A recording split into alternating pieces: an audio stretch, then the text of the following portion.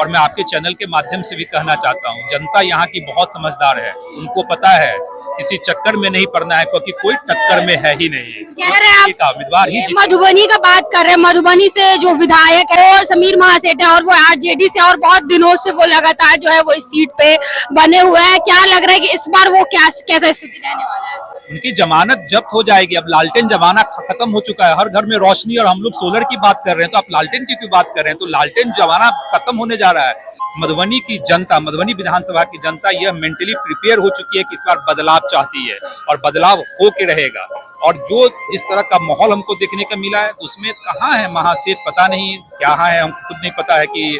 और जो हम देख रहे हैं विकास कार्यों का भी, हम पटना से चल के आए, जो उनको कार्य करना चाहिए था वो बहुत पीछे रह गए।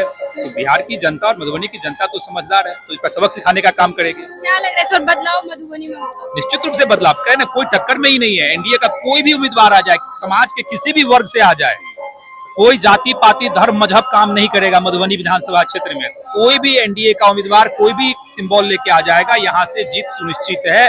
यह मैं आपको जैसे ऑन रिकॉर्ड बताना चाहता हूँ।